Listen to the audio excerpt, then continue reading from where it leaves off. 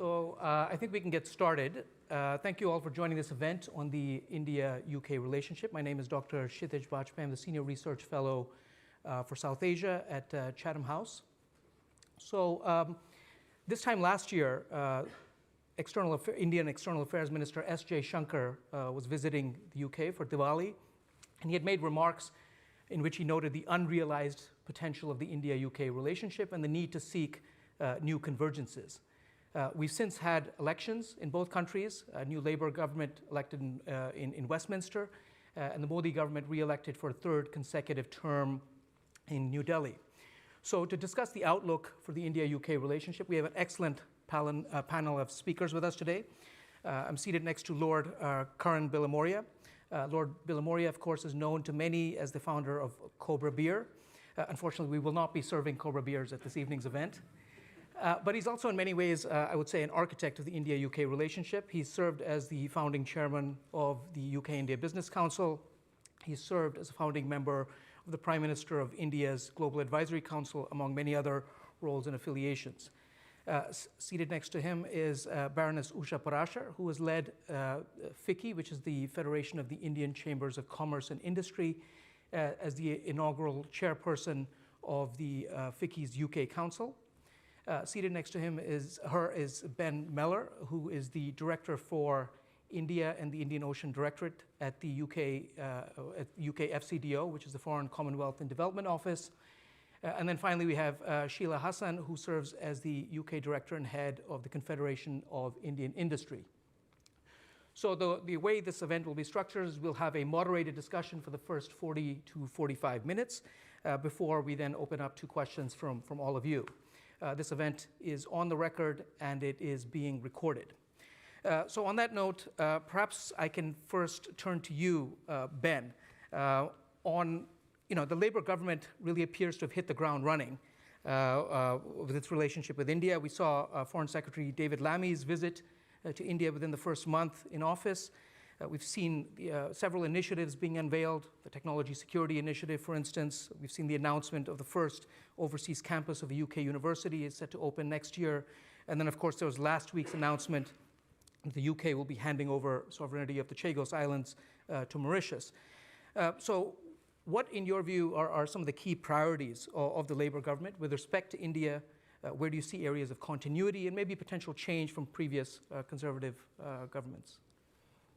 Thank you, Gigi, and thank you to Chatham House for hosting us and hosting this discussion. As you said, I think it's a really good moment to have the discussion, and I think it is, and it's exactly a question that the new government, and it is still a new government here in the UK, is continuing to ask itself as we're working out what are the priorities, what are the important things that the government can do.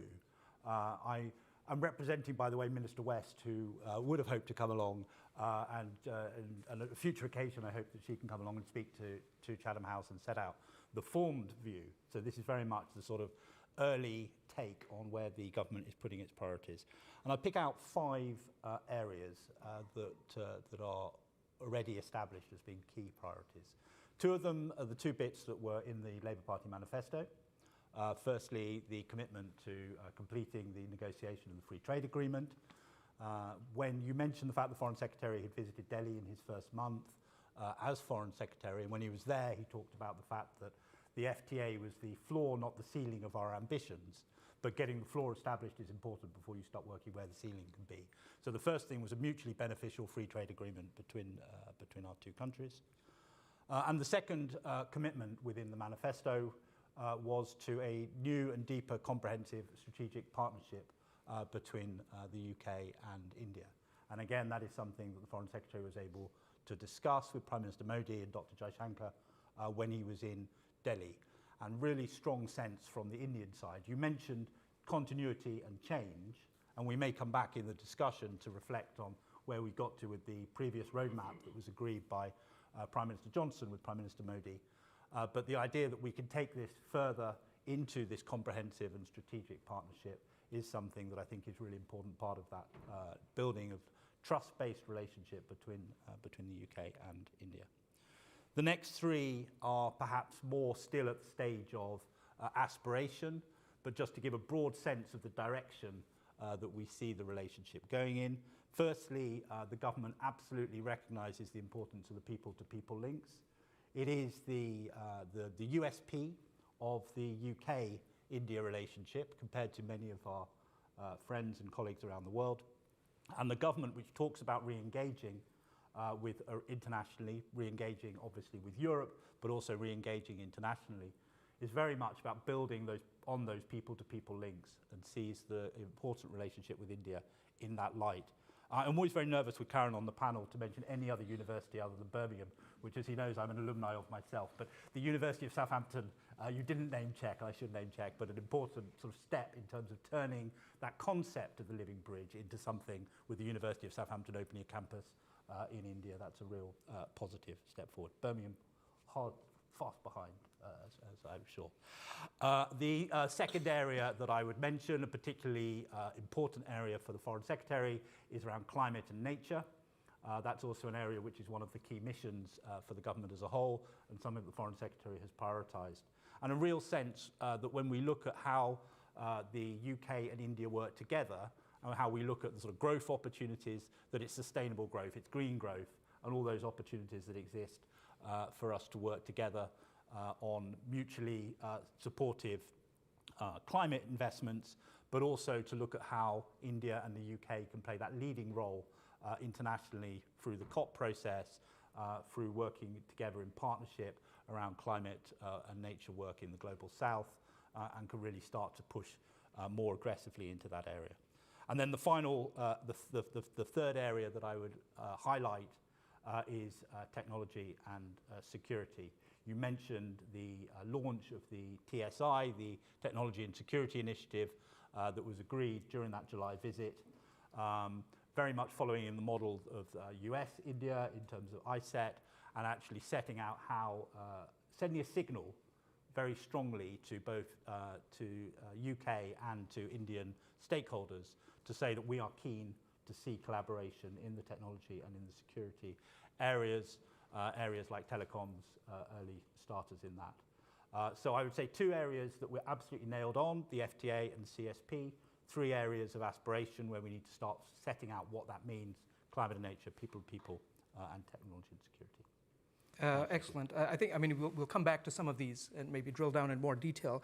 But I perhaps wanted to take a step back and turn to you, Lord Bilamoria. I mean, you, I think, in many ways have had a front row seat to the evolution of the India-UK relationship. You've accompanied several UK prime ministers on their visits to India, from Tony Blair to David Cameron. So, you know, how do you see the evolution of the relationship? What do you see as some of the key accomplishments, maybe some of the areas where I don't want to say where are failures, but areas where further progress is required or where have not been as successful?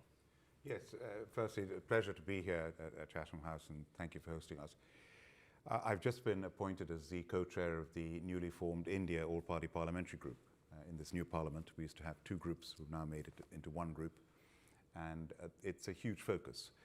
We're having our first parliamentary event for parliamentarians, and the interest is huge.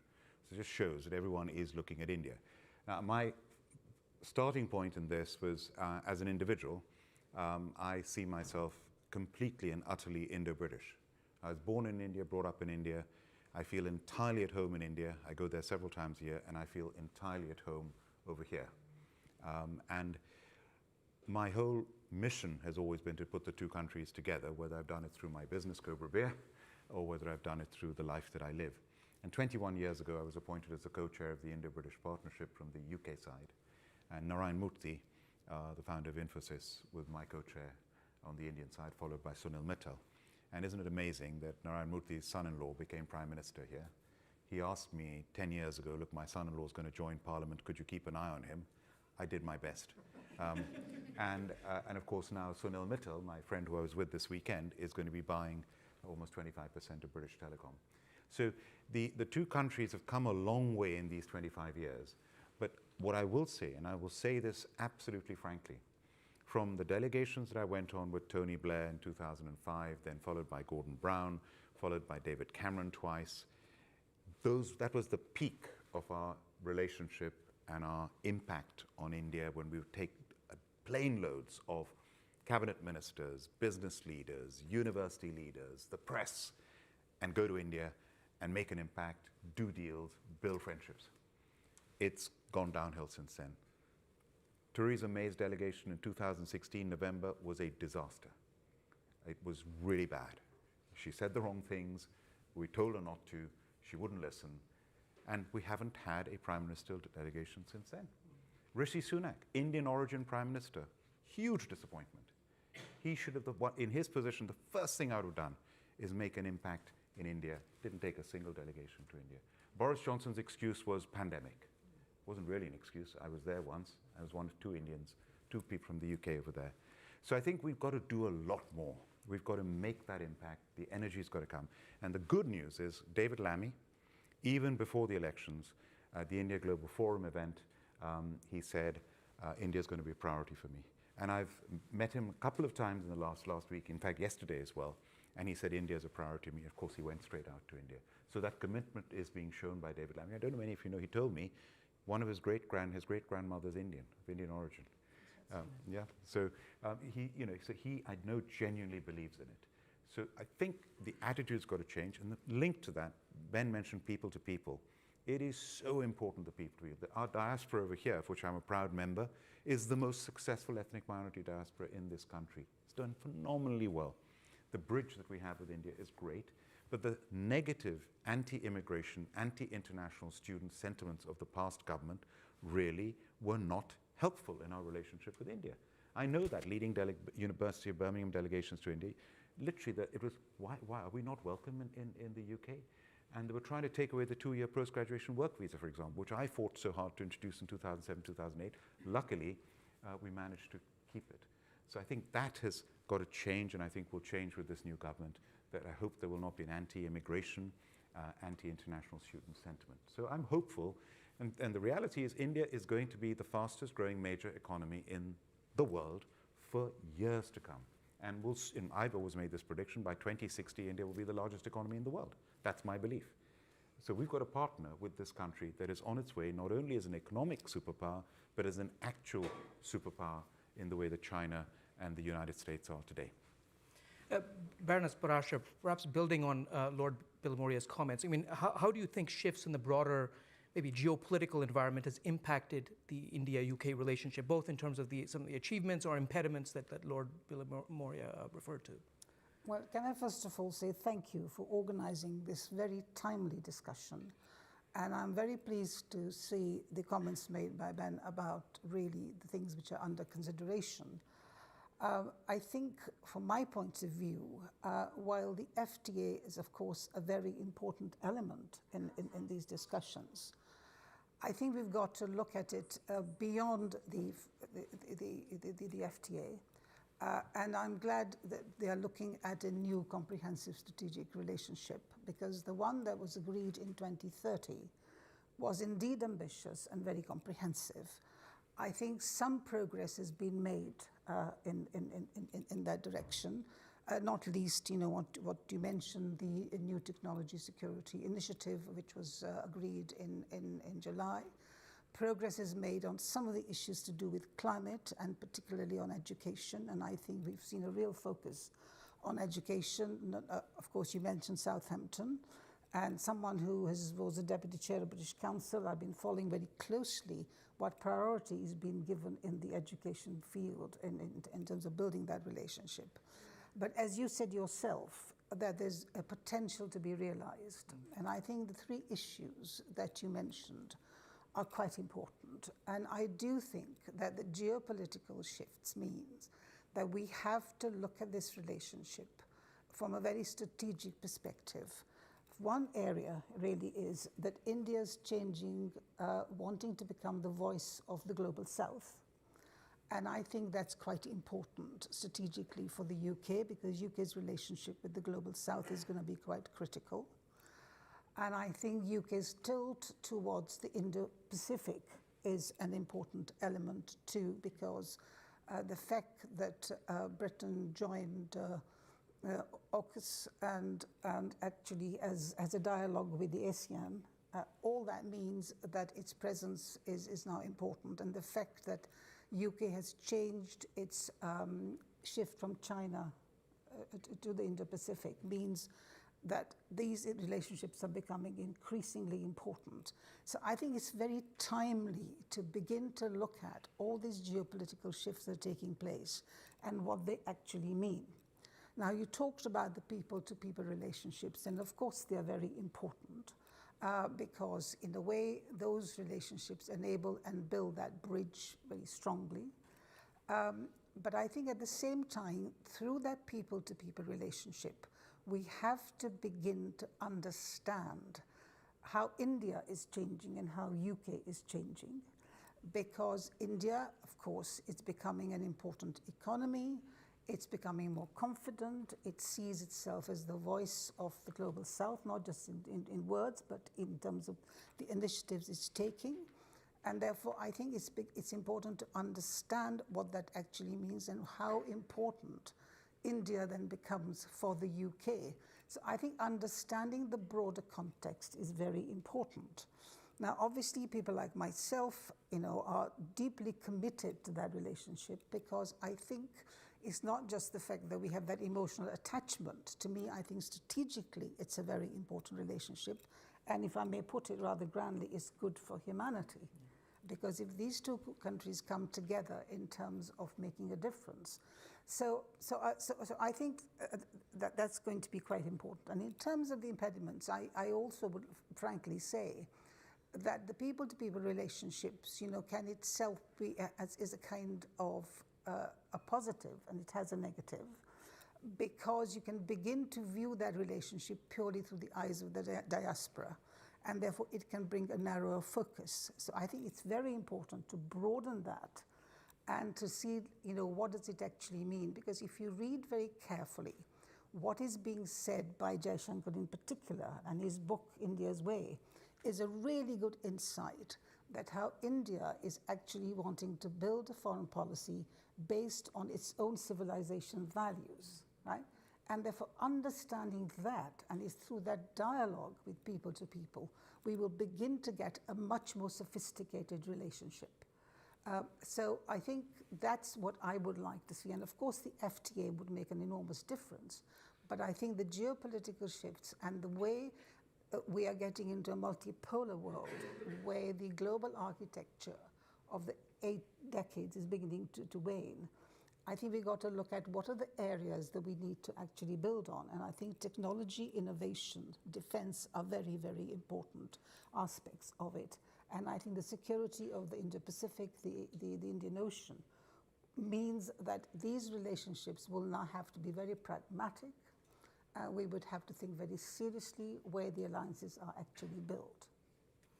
I think all very good points. I mean, we will come back to some of the issues that you raised on the strategic dimensions, but I wanted to turn to you, Sheila, on this issue about the people-to-people relationship. Looking at the relationship through the lens of business or people-to-people interactions, how do you assess the contributions that have been made by Indian businesses or students or the tourism industry, tourists to the UK economy?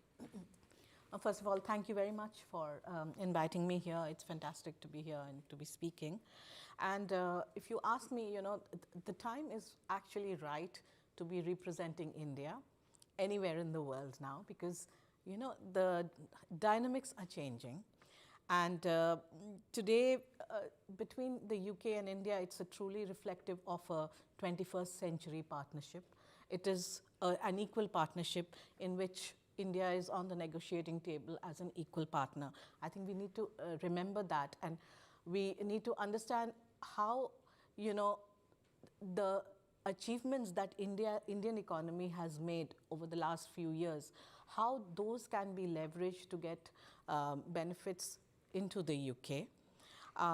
As far as business is concerned, some of you may be aware that we take out a tracker with Grant Thornton. The CII takes out a tracker.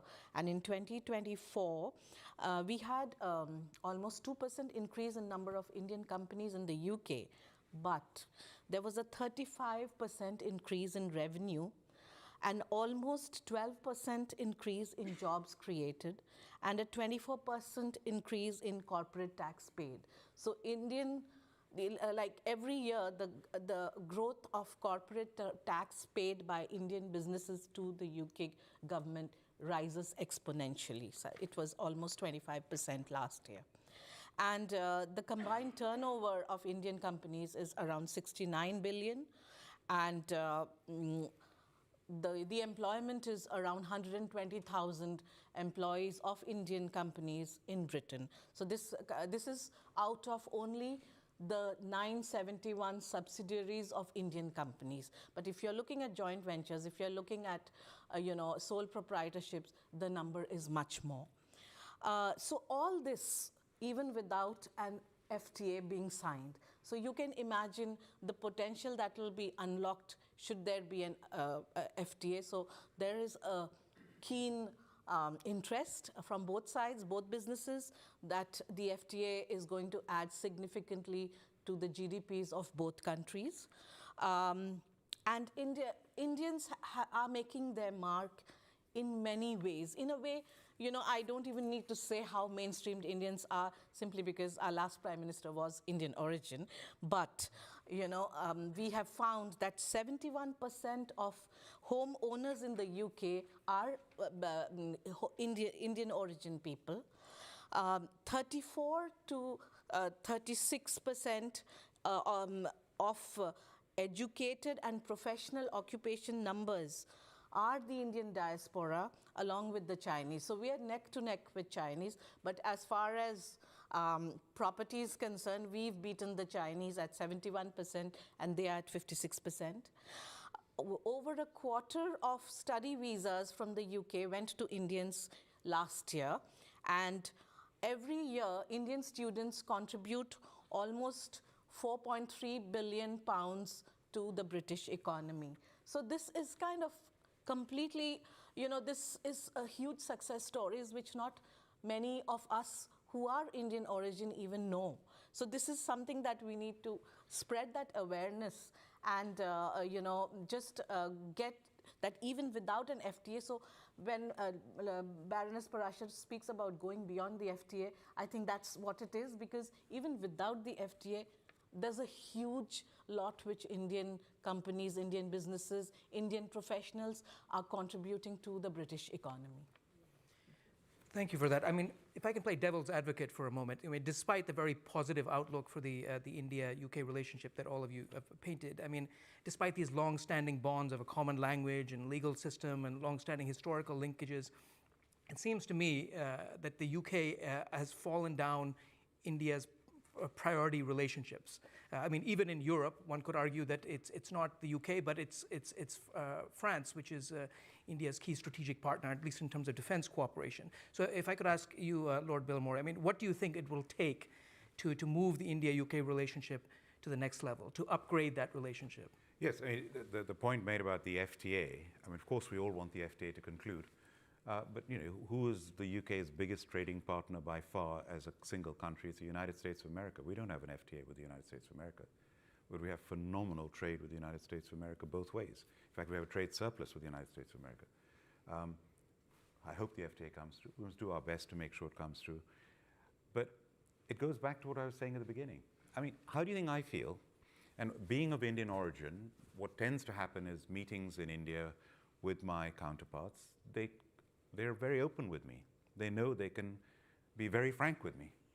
And I've been told, what are you doing? The French are doing much more than you are. How do you think it feels when somebody tells you that? And I remember the efforts that we made. We have not made the efforts. That's the reality. And it needs to come from the top. And that's why there's been a lack of it for all these years. And that priority has got to be there. It's got to be driven from the Prime Minister, from the Foreign Secretary, all the way through government. And the effort's got to take place. And because it is David Cameron is one who said it's a global race. We are competing with, and companies like Korea. South Korea has huge business in India, huge investment in India. It's not just European countries and not just Americans. So it's got to be that attitude, and I think we need to do much more. We need to prioritize it. We used to have, for example, Ben's former minister, Tariq Ahmed, had the India Advisory Council, which was a good move. We need to continue initiatives like that. We used to have the UK-India Roundtable. Usha, were you a member of the UK-India Roundtable? That was bringing all parts of both countries authors, business, university leaders, both high commissioners, both culture ministers at each other's, everyone around the table discussing security, education, movement of people. That roundtable was disbanded in 2014, 10 years ago. And I said, is this something because there's been a change of government in India? Sushma Swaraj, the foreign minister at the time in India, even asked me to give a list of names to reform the roundtable on both sides. So I gave her Indian names, UK names. It didn't happen. I then realized it was our High Commissioner at the time who didn't want to continue the roundtable. I mean, what a ridiculous thing to have happened. So it was from our side that the roundtable has been discontinued for 10 years. That roundtable, by the way, the outcome of that was the UK-India Research Initiative, UKERI, which is now, is it Ben, in phase 4? Phenomenal success, partnering academics between both countries and projects that's going on. That came out of the roundtable. Teach First, a great program over here. Teach for India started out of the UK-India Roundtable, which is a huge program in India in the way that Teach First is over here. The 2-year post-graduation work visa, which I initiated, was after a roundtable meeting. I brought it up in Parliament, and we now have this 2-year post-graduation work visa for all international students, including for Indians. Came out of the roundtable, disbanded. We just got to up our game and make India a top priority because we're in this global race. Baroness Parashar, building on that, if we compare the India-UK relationship to, say, the India-US relationship, we can see the India-US relationship has gone from strength to strength over the last 3 decades. And perhaps one reason for this is both countries, the US and India, tend to view each other through this strategic or geopolitical lens. Particularly in Washington, there's a tendency to rightly or wrongly view India as some sort of bulwark against the rise of China. And that has facilitated a high degree of bipartisan consensus in Washington, interagency coordination, high level of senior level interaction. My question is, first, do you think this is lacking in the case of the UK? And if so, why? And I would say it is lacking. And I will repeat what I said earlier, because I think we can't just view the relationship between UK and India through the diaspora lens only. It has to be strategic. And of course, they have put a very focused effort in the change that we've seen in the USA and India relationship. But obviously, in terms of defense, the structures are different because, it's government controlled. But I think there are lessons to be learned in terms of how do we focus in making that actually work. But from my point of view, it's not having one particular forum. It's really we need to begin to build relationships at government-to-government level, at think tank level, because there are not very many think tanks in the UK who've actually taken India as a serious strategic look. Because if you look at the analysis, Chatham House in itself hasn't spent that amount of time looking at it strategically. And if you look at other think tanks as well. And the same would apply in terms of and education, I think, where there's more collaboration, you're beginning to see. You're beginning to see some changes in the health sector. Now, I therefore remain realistic and also hopeful that if we shift from just looking at it through just the FTA lens, because there's been a steady, as we said, a steady relationship, and that will continue because, there was a recent report I read that, UK remains an attractive destination for Indian businesses. That will continue. But I think to take it to the next level, we have to begin to see what shifts are taking place and where the areas of collaboration are. And from my point of view, the Global South is a factor. India's strategic position, UK's relationship is important. And the other area is technology and innovation, because although people talk about, the West's currency is declining, but we've got to recognize that West still is very important, and therefore no other country has succeeded without having a relationship with the West, if you look at Japan. So the same would apply to India, and I think India and UK recognize that. And I think what Jaishankar said last year, we've got to look at convergences to see where do we collaborate. So is there strategic collaboration on areas which really matter? And I think they have been identified. We've looked at defense, cybersecurity, climate, and things are beginning to happen. But there is some heavy lifting to be done in terms of making it more focused, much more dialogue, And therefore, as I said, the word sophisticated in terms of a look. We can't just think in terms of delegations. They are important, but at the same time, I think long-term deepening relationships are extremely important. And the other thing which I really would like to emphasize, that if you're going to get strategic and sophisticated, UK has got to begin to understand how India's mindset is changing. I made reference that India is trying to locate its foreign policy, its civilizational values, right? Which is quite important. Whereas it may be seen that India is being too independent and elusive, but I think if you understand that, then you will build a different kind of relationship with India. And I think in the same way, we've got to recognize how Britain is changing and what Britain's needs are. Because in a way, Britain's been through its own traumas, both politically and, through Brexit and so on. And that has had implications in terms of how these relationships will actually develop. So you're absolutely right. I think we've got to begin to be really quite strategic in this.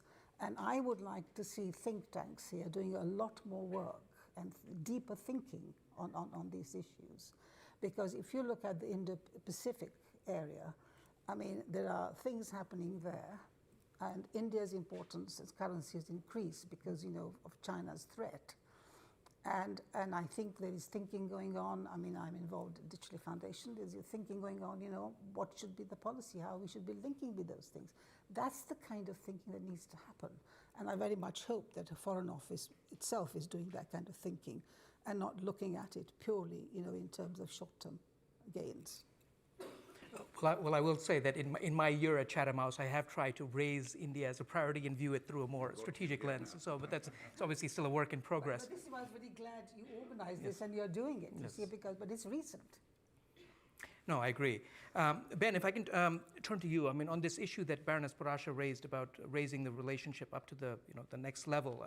If we look at the 2030 roadmap that was concluded back in 2021, these 5 pillars were identified: people to people, trade, defense, climate, and health. They're obviously all important, but is there a need to potentially reframe the relationship through the prism of both countries' broader foreign policy priorities? So whether it be, as we heard, India's engagement with the Global South, or the UK's Indo-Pacific tilt, or both countries' relations with third parties, so whether it be the US or Russia or China or others? Yeah, I mean, I think that's right. I also might just pick up a couple of points that Baroness and Lord Memorial have mentioned. I mean, I think I think this issue about being very clear-eyed about the relationship is really important on both sides. And I think the more we do to build on, that's what I talk about with the living bridge, is got to be for a purpose. And part of that purpose, be it through the academic links, be it through the think tank links that you mentioned. I'm struck, Lord Memorial always reminds me of how many people went with David Cameron. But I'm also struck that we haven't had Prime Minister Modi in the UK since 2015, I think. When we had the defence minister here earlier in the year, or was it the end of last year? That was 20 years since we've had an Indian defence minister in the UK. Now, these are steps that are positive, that we can get the defence minister over here. We need to continue to maintain that. As you said, we've got the foreign secretary to visit. It has to be a two-way piece, and we have to be very clear-eyed on both sides to understand. I will say something about the strategic benefit to the UK of the India relationship, but there's also, it's demonstrating the strategic benefit to India of the UK relationship, which I think is still very strong.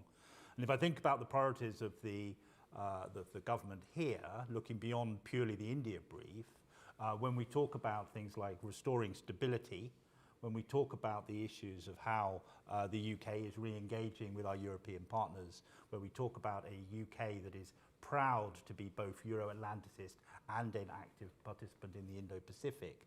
These are things which actually, if you're looking at it from Dr. Jaishankar's perspective, I hope you would be clear-eyed and see benefits for India in engaging. And we need to be making that case and to be setting that out. Look, in terms of the development from a roadmap to a comprehensive strategic partnership, I mean, at the moment it's still a little bit old wine in new bottles if we're not careful. We have to be really clear that there is something. The roadmap did do a really good service. I'm proud of the work that the UK and Indian sides did in delivering a lot of good stuff under the roadmap. And I think what it did is start to do what we've all actually been talking about, which is building trust back into the government-to-government relationship. And with trust comes confidence for investors that they can, and so on. So the roadmap, but it was effectively a series of individual initiatives put together into a roadmap. That's how we constructed it on both sides. And I think by deliberately setting our ambition higher and calling it a comprehensive strategic partnership, the ambition is there to take those initiatives and put it together into something which steps out into that geostrategic space. Whether we will succeed in doing that, that is the challenge we have set ourselves on both sides. And I think it is something that I look at the other strategic partnerships that India has, and a lot of them are, frankly, just labels. But some of them are real and meaningful, and those are the ones that we should aspire to be. From the UK's perspective, I'm not content to have something that is simply signed off by 2 prime ministers. It has to be something that will make a big difference, will create jobs in India, will create jobs in the UK, will make a meaningful difference to people's lives. But I think we've got to give credit. I mean, as you rightly said, some progress has been made on the comprehensive strategic partnership. And even if it's the ambition at least, and it's rooted, as you say, in the clear-eyed realities and knowing what it means, I think it is in itself quite an important step. Absolutely. No, you can't do that without the 5th. No, absolutely. Sheila, if I could come to you, I mean, the FTA has come up several times, and obviously the negotiations are still ongoing. We've had, I think, 14 rounds of negotiations since 2022, and consensus has reportedly been reached on most of the 26 chapters. Could you elaborate a bit on, what impact do you think that the FTA will really have on upgrading or enhancing interactions between both countries? The FTA, most Indian businesses are looking forward is, about being able to invest into the UK, but I think the most benefits will come from to the British side because of the ease of doing business, because the British government themselves, they had advised the Indian government about tweaking laws so that the ease of doing business became better. So I think a lot of those obstacles would be gotten rid of on both sides. So that's one. And the other one was about direct selling into India, like for example the Scotch whisky import tariffs. So it's about both. It's about non-tariff barriers as well as tariff barriers on both countries. So I don't want to pick out any particular instance, but I guess it's just the impediments of doing business and regulations standing in the way of doing better business. I think businesses are looking forward to getting rid of them through the FTA. I will open up to questions shortly, but I wanted to see if I could squeeze in perhaps one or two more of my own. And this is not directed at any one of you, any or all of you. Feel free to weigh in on these questions. But I have a question about the so-called living bridge, the diaspora linkages. This is seen as a source of strength. We've seen the rise of several ethnic Indians to prominent positions in government and civil society and business here in the UK, including several of you. But I think we've also seen the flip side of this when we saw the downturn in India-Canada relations that took place last year. We've seen violence on the streets of Leicester between British, Hindu, and Muslim communities, which to some degree demonstrated how geopolitical tensions can spill over onto the streets of the UK. So obviously the diaspora is a source of strength, but my question is, to what degree is it also seen as a potential area of concern in the India-UK relationship? And any of you, feel free to weigh in with your thoughts on that. As a non-member of the diaspora, maybe I have the first crack at it. Sure. I mean, look, I think we should be very clear in separating two different things there. The issue of communal tensions is, and this is a conversation that I have regularly with the government of India, it is an issue that is of concern within the UK. We should all be really concerned about the rioting that took place over the summer. There are forces within the UK who are opposed, antithetical to the UK's values and to the UK's way of living, and that is something that needs to be addressed firmly, as this government did over the summer. And the fact that in somewhat time, you talked about Leicester, there's an inquiry into Leicester, so we shouldn't prejudge the outcomes of that inquiry. But some narratives that have been imposed upon it have not, frankly, been all that helpful in terms of the whether it's an internal issue or an external issue. And I think we need to be careful about how we play that. That's my sort of health warning on it. That said, I absolutely agree with you that there is a double-edged sword to the relationship between the UK and India, which is about our history as much as about our current world, and that is absolutely something that we need to be upfront and honest about. Today, our High Commissioner to India is in Amritsar. She's going to Dwalabag, she's going to the Golden Temple. These are places which are part of the complicated history of the UK and India, and it is entirely right that we confront those and we talk about those things, as well as all the positive things. I think everybody on this panel, we're here because we're India optimists, and we're optimists about the UK-India relationship. But none of us would admit that there aren't those elements of complication. And I think that there are things which, to take it out of the history and put it into the contemporary, there are things which India will do which the government of the UK will disagree with. And there are things that the UK government does that the government of India will disagree with. And the trick, why I talked earlier about a trust-based relationship, is that we need to get ourselves to the situation where we are able to pass comment on each other, a debate in the Westminster Hall or whatever, without a massive reaction from the Times of India about interfering in your country. It's about the fact that as friends, we talk to each other, we don't necessarily agree on everything, but we're prepared to debate those issues. That's where we end up, hopefully. We're not quite there yet. No, please. I think you're right in saying that the issues of diaspora is a double-edged sword, and that's what I was trying to imply earlier. And I think it's complicated by the fact that India has had a policy in terms of working with the diaspora, not just here, but across the world. But here also, to some extent, over the years, politicians have tended to look at communities, community voting. And therefore that, to some extent, I think, has actually led to what I call balkanization of communities. And you're right about building trust, but I think we have to sort of, again, shift the way we look at it. We got to sort of decouple foreign policy relationships from domestic community issues. And I think that requires a firm leadership on both sides and an understanding of how we will handle that. Because if we do not do that, I think we will actually complicate relations more.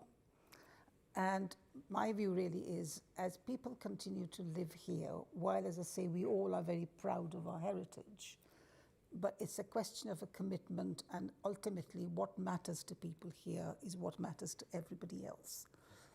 And I do worry, when they say we are interested in India, and they will go to a temple to illustrate that. Now, that's the sort of message, whereas interest in India should be much more strategic. So I think it's something to do with the approach that we've had, which complicates matters. And I think we've got to begin to be honest about that. I know you want to open it up to questions. I'll make a very quick point. Ben's mentioned trust. Usha, you mentioned trust. One of my Harvard Business School professors in the pandemic did a 1-hour virtual lecture, Frances Fry, on trust, and I'll summarize that in less than 1 minute. And she said, to get trust from people, it's like a triangle.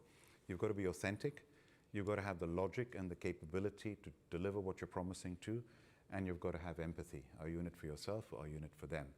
And if you look at trust between the UK and India, you've got this tiny country here of less than 70 million people, and you've got the largest country in the world in population of 1.4 billion people. You've got the 6th largest economy in the world here, and the 5th largest in India, soon to be the 3rd largest, and I say the largest. Completely different. Our per capita income is many times India, so India's got a job not only to grow as GDP, but to grow per capita GDP. That's the most important thing India's got to do. So you've got those challenges, but yet you've got to have mutual trust and respect between the two countries. And if you look at it from India's point of view looking in, and I'm playing back what I hear from business leaders in India, senior officials in India, government officials in India, and they say, what have you been doing, you great country, over the last 8 years since Brexit? What have you done to yourselves? You just think about it. I mean, Brexit, what a mistake. I mean, if I ask all of you, how many of you think Brexit was a huge mistake and an act of self-harm for this country? Can I say show of hands? It's 99%. Thank you. It was a mistake. We were the gateway to the EU for India. This was the gateway. And we have 5 prime ministers in 8 years. What a mess politically. One who lasted 49 days. So this is the opportunity to reset. This is the opportunity for this country to get some stability, to get some respect back in, and then have that mutual trust and respect between our two countries, which is absolutely essential. We've got to respect India with all its challenges, its potential, and as Usha said, we've got to have that deep understanding. And when you have that, then it's unbelievable what our potential is, because we still have a lot to offer as this country. Otherwise, why would my friend Sunil Mittal be investing billions to buy 25% of BT if he didn't believe in this country? So. I think we'll need to organize a separate event on the Brexit debate. But on that note, let's open up for questions. So if I call on you, please mention your name and affiliation, and do make it a short and sharp question and not a long-winded statement if you don't want me to cut you off. And those of you joining online, just feel free to type your questions in the Q&A box, and I will read them on your behalf. Yes, please go ahead.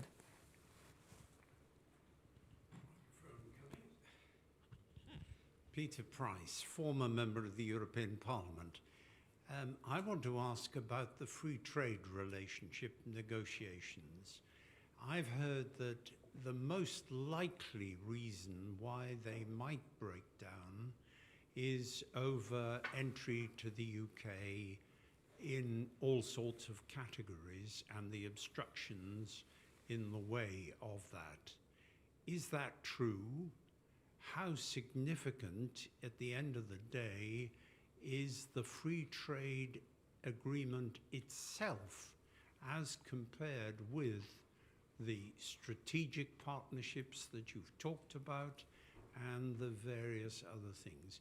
Can you unpack the free trade agreement aspect of the relationship in comparison with the other factors? Sheila, would you like to go first, or others? Well, most of the free trade agreement negotiations are confidential, and they are government to government. So whatever we know are from the press reports that are publicly available. I believe that, most of, we were having a discussion today, and a lot of it also is about British companies benefiting more, because Indian companies have been here for a long time, and they are doing business they're on an equal, they're treated like British companies. But I think in India, there is a bit of a distinction between a foreign company and an Indian company. And what the free trade agreement is trying to do is to break down that discrimination. And it's not exactly discrimination, but being treated a little differently, not like an Indian company, but perhaps as a foreign company. So a free trade agreement will try and smoothen out those wrinkles that are there in that relationship. That's all I can say. And of course, the import tariff on Scotch whisky is, I think, currently over 150%. So, and India, as you know, is the largest consumer of that beverage. So we are the largest market. So I think it makes a lot of sense to bring that down. So I think that's one of the things that might be a good outcome.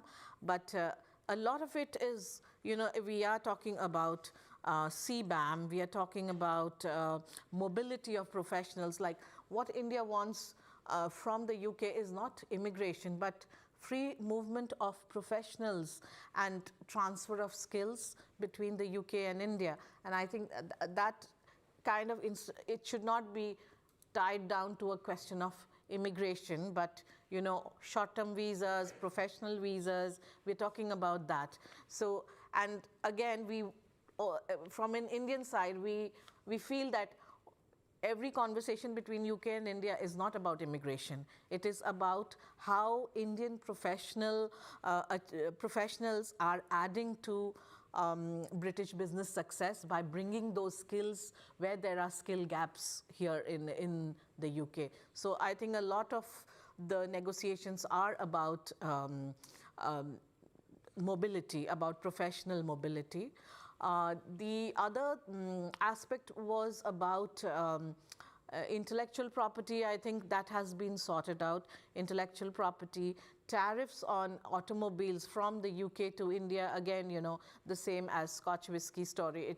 It needs to be coming down. So I think they're looking forward to that. Then about from the British side, again, they are looking at negotiating a bilateral investment treaty, which has been discontinued, which was there in the past. But as part of the FTA negotiations, a bilateral investment treaty, again, needs to be agreed. I'm sure Ben would probably, or my colleagues in DBT would know probably better about the investment treaty, because that was again from the British side, it was a kind of a priority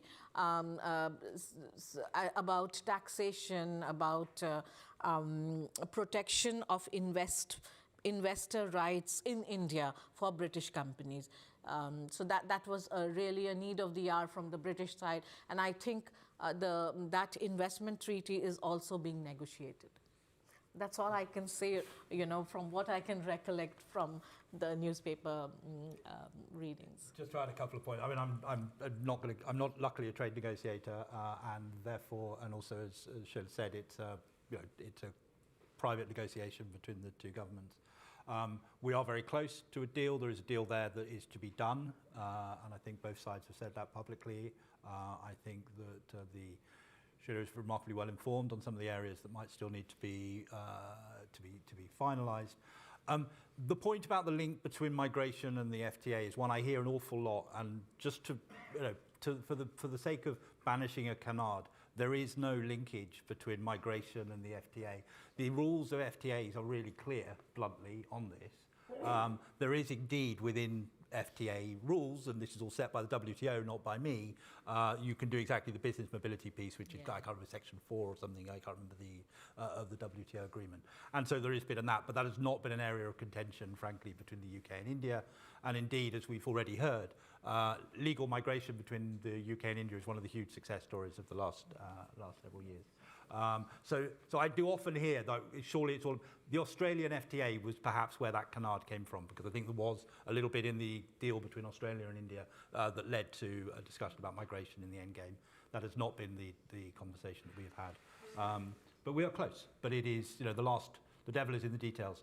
But we've only been negotiating 14 rounds, as you said, seems like a lot. If you had said to me 2.5 years ago that we would be as close as we are, I would have taken it. I would absolutely have taken it. When I went to Brussels last time and talked about their experience of negotiating their FTA, I think they're in year 10, and they're very jealous. And they now say, well, we'll just take yours and make it better. Well, good luck to them, but I think we will. Sorry, we're not doing Brexit, are we, in this conversation? Try to avoid it. But I think we've made a huge amount of progress on the FTA. There's one question which has come up online on, given the UK's close relationship with both India and Pakistan, whether it is in any position to nudge both countries to return to the negotiating table. I will open up that can of worms and hand it over to any one of you that would like to.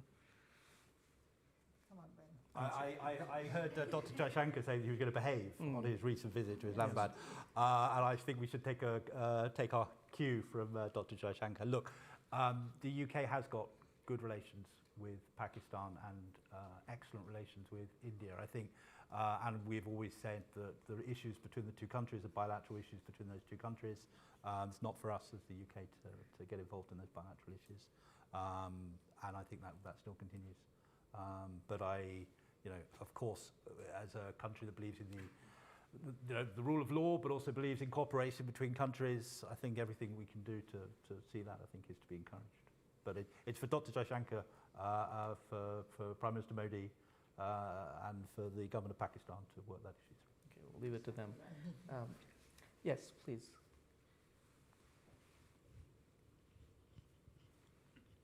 Douglas McNeill. I'm a former UK government economist.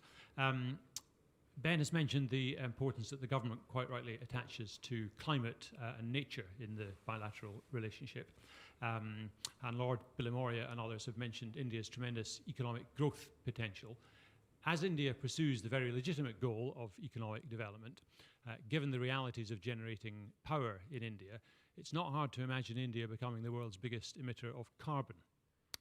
Would that be liable to become an irritant in the bilateral relationship, or is there a way of mitigating that? Well, let me take that first. I mean, there's no question that India, you've got to look at it from India's point of view. They say, you in the West have been emitting all these years, carbon. Now you're going for net zero by 2050. We're catching up at the moment. There's a mismatch over here. But what India has said, instead of saying, well, we'll ignore that and do our own thing, they are committing to transferring to renewables. And they're not just saying that, they're doing it. I mean, with solar. Solar is the best example in India. It's happening in a big way.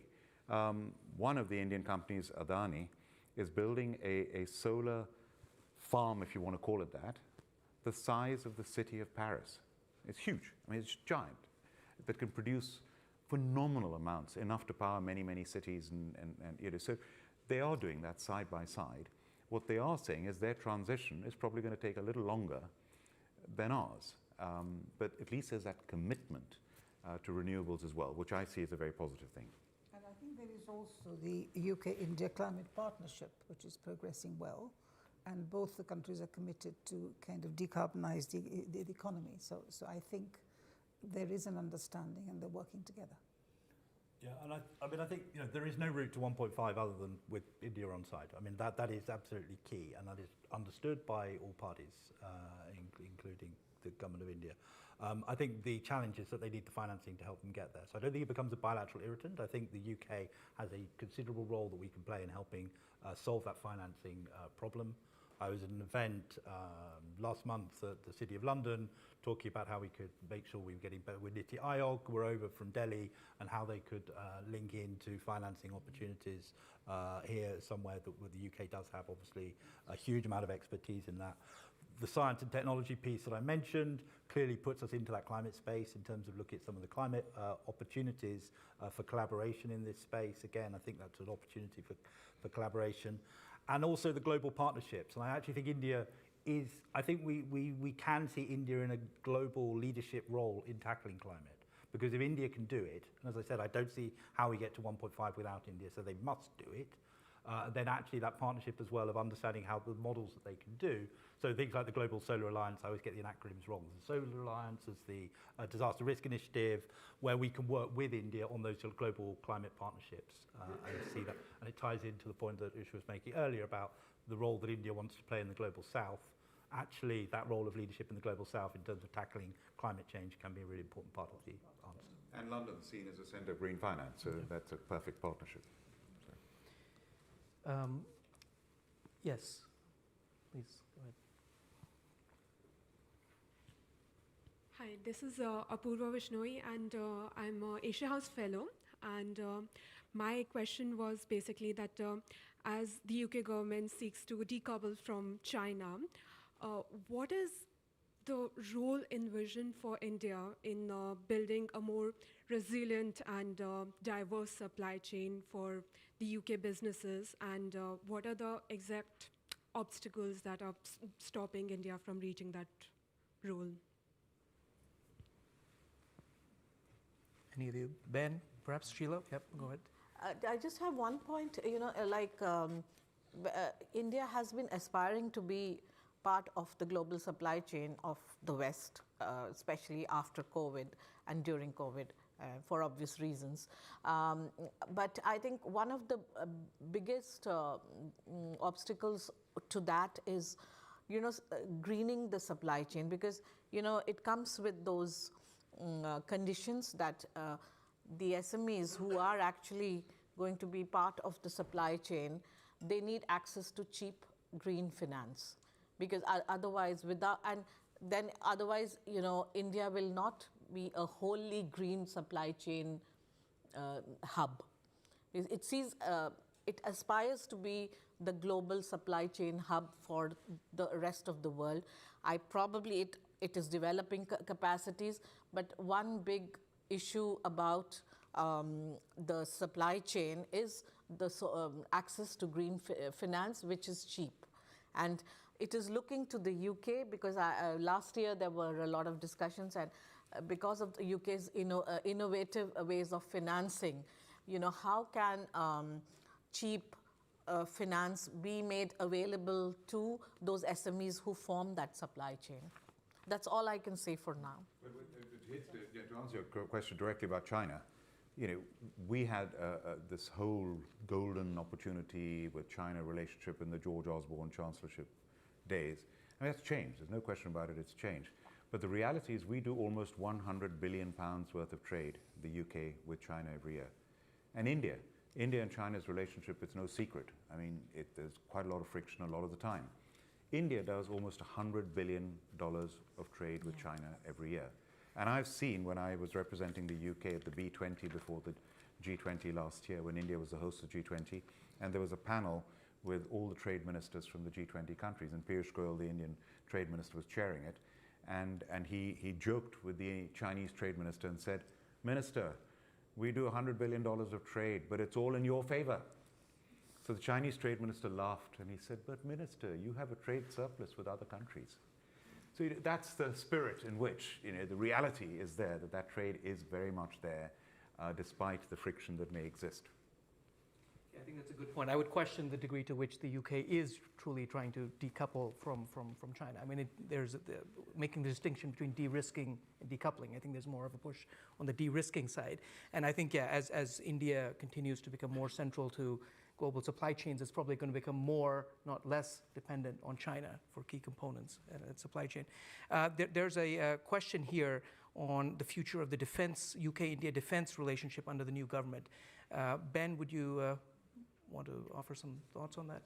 Yeah, and I mentioned before that the defence minister visited earlier, and I think that one of the areas that's probably suffered most from that lack of trust has probably been the defence relationship, and it's certainly one of the areas that has underperformed when I look at the UK-India relationship. It's not as significant as we would expect it to be, and there are a number of factors behind that which are well known and well rehearsed.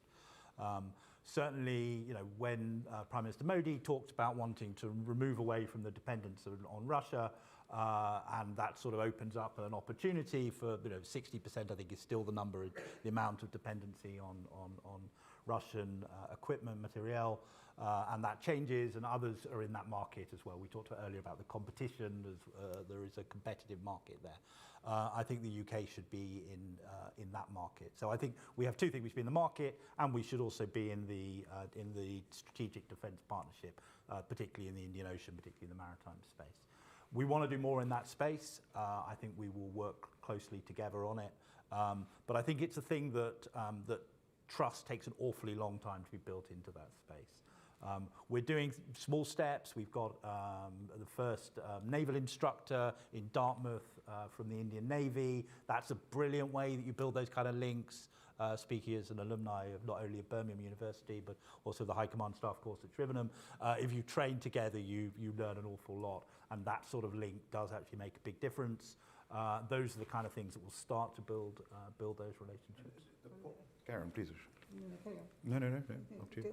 No, it's okay, carry on. No, I think the potential in defence is huge. I mean, my father, when he retired as Commander-in-Chief of the Central Army in India, but when he was Lieutenant Colonel, he was the Indian Army liaison officer, posted within the British Army. And that post has been removed. That was pure trust, where you had an Indian officer embedded within the British infantry, open to all information, taking part in all exercises. That's the sort of trust that you need. We need RCDS, which the Royal College of Defence, I teach at that every year. We've got 3 Indian officers. Similarly, NDC, National Defence College, the Indian equivalent, we have British officers there. Staff College in India, we have British officers.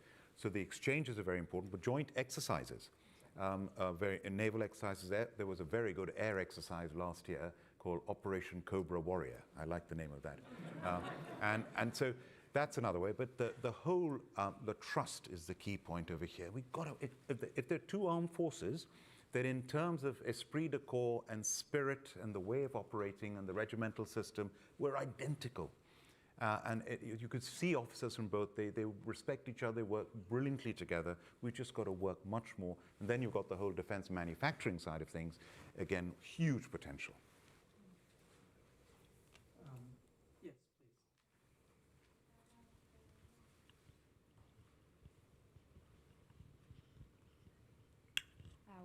Very nice to meet you all.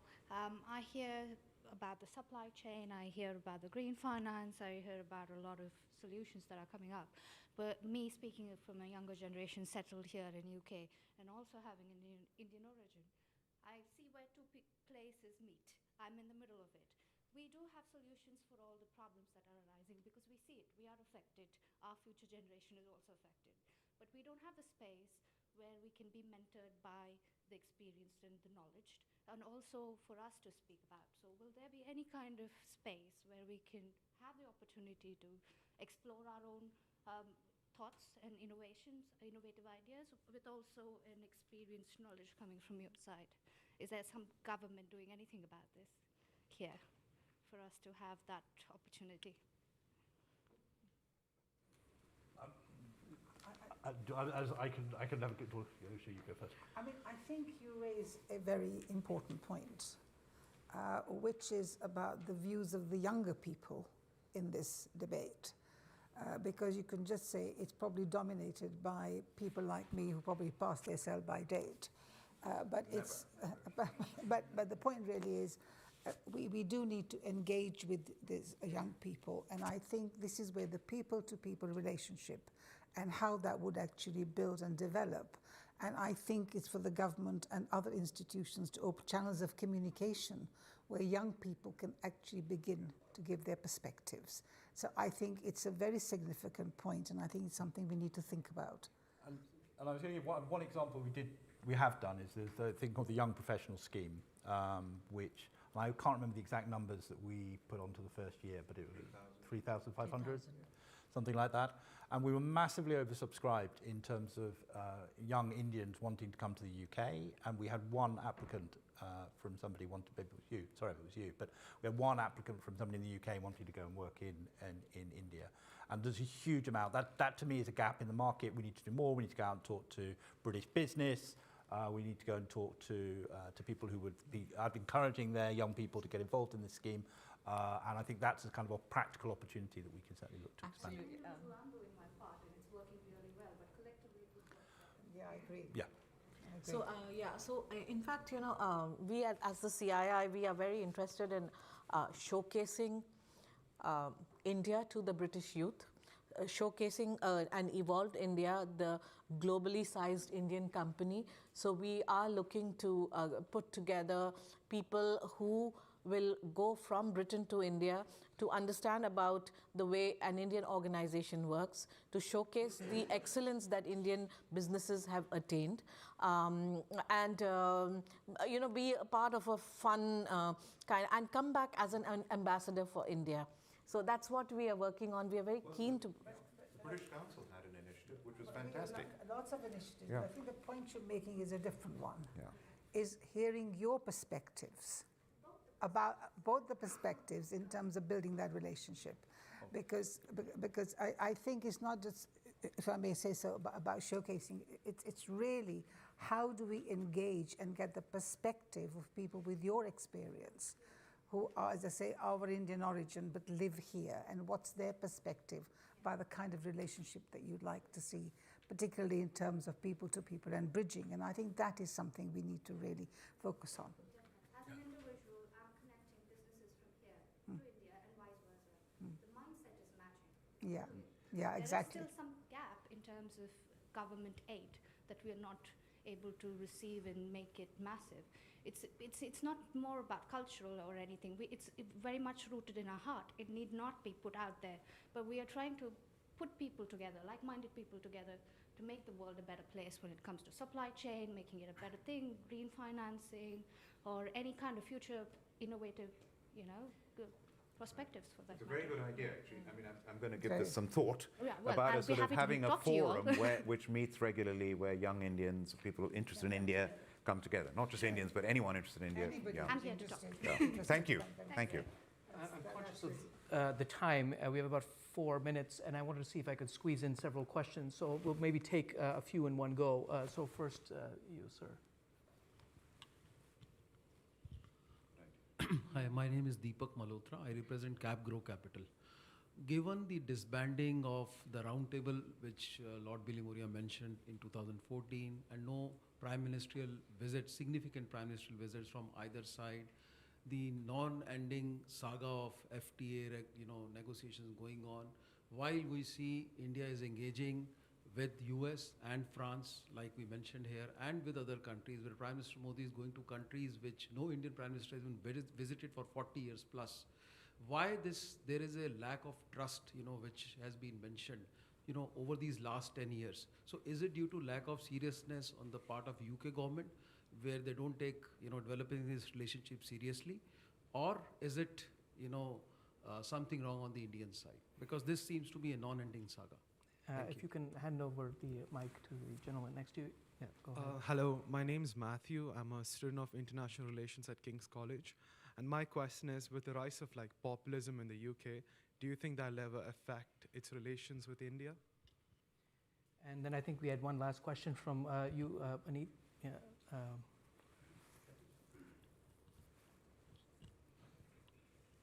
Thank you so much. I am Anant Mukherjee. I'm with the King's India Institute. I agree with the panel's outcome. I think this is an opportune time to look at this relationship. I had a kind of query on the idea of where do we teach Britishers about this new India, right? And that will obviously take me back to the gutting of area studies in British universities, right?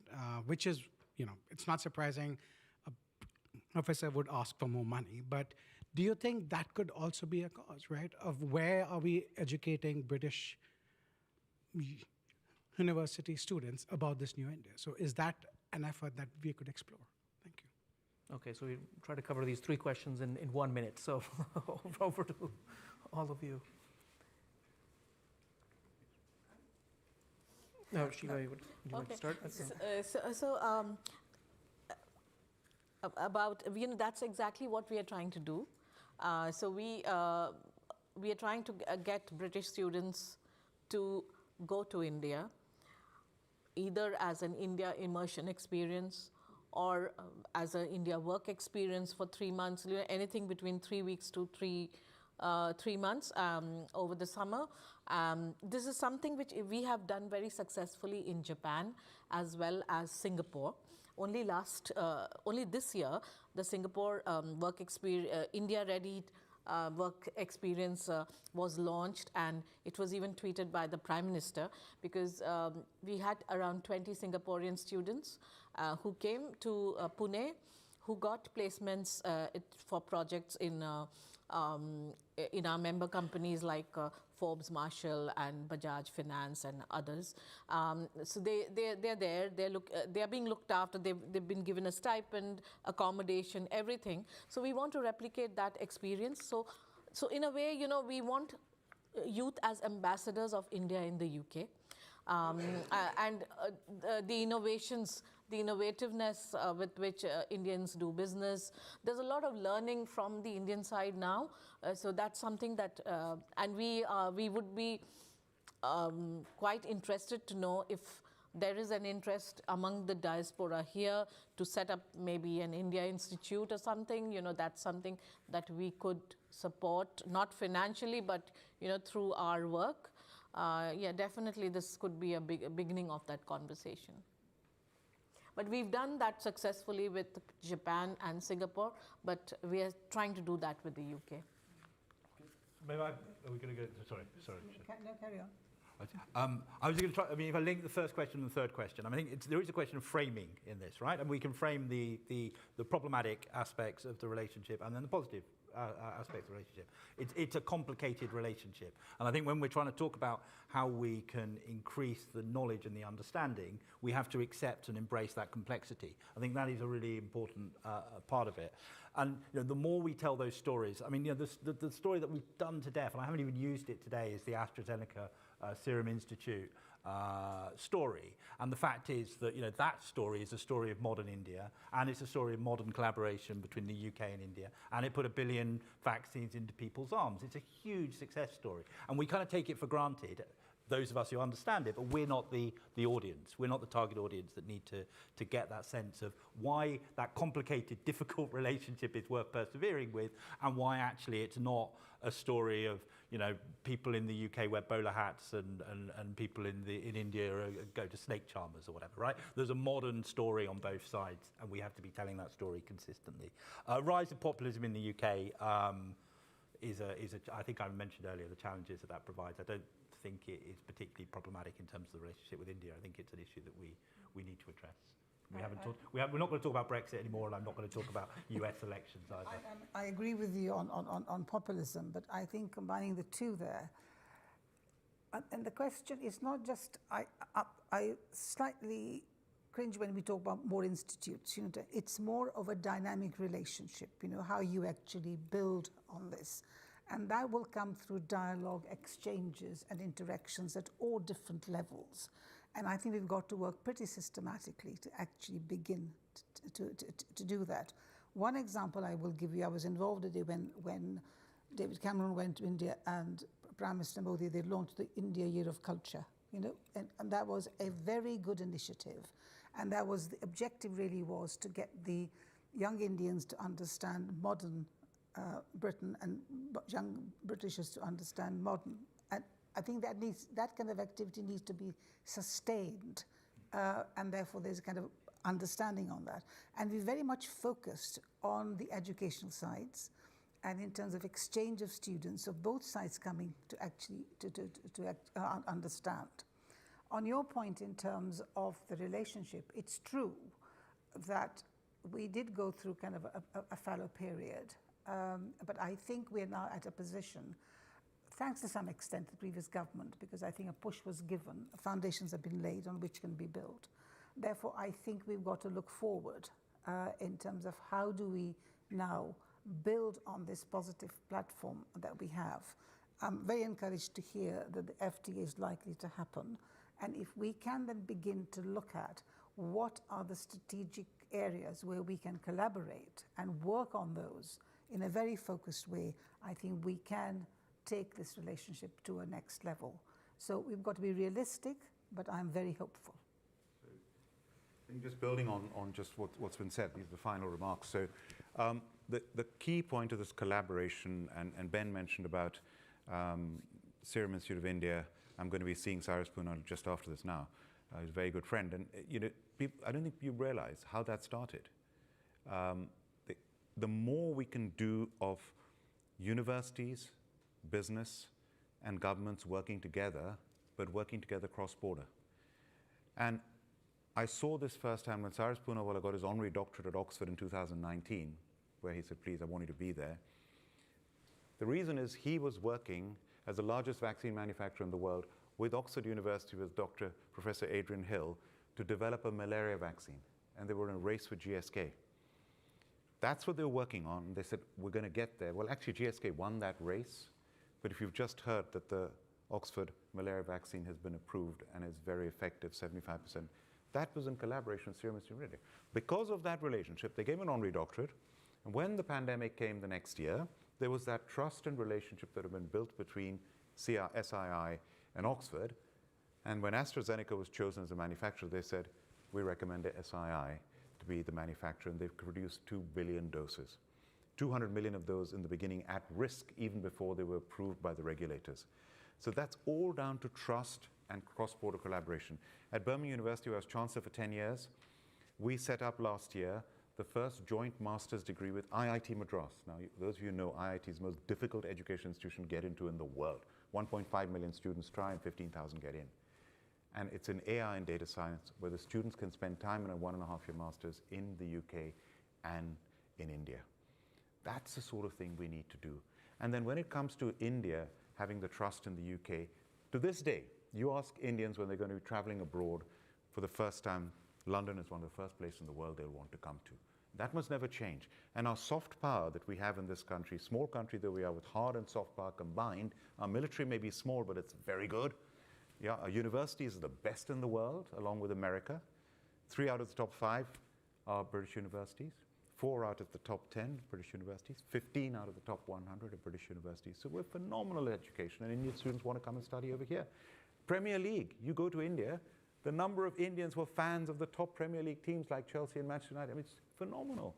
So we have so much. BBC, that was criticized by 500 million people around the world every week watch and listen to the BBC. So we've got lots of elements of soft power that Indians love and respect, including, by the way, our royal family. And when the Queen passed away, this country, we were in mourning. I didn't realize how much the rest of the world, including in India, respected the Queen, because she was such a dutiful servant of this country, and quite frankly, globally. So, and King Charles is very popular as well in India. He was way ahead of the world when it comes to the environment. He was years ahead. So I think we've got a lot to go for, and with that sort of confidence and positivity, we need to make much more of this relationship, and we need to reset it, and this new government's got an opportunity to do that. So on that optimistic note, we will need to draw this event to a close. So thank you all for joining us today. Our program, the Asia Pacific program, will continue to work, be looking at the India-UK relationship and looking at India through a more strategic lens. But on that note, please join me in giving a round of applause to our excellent speakers.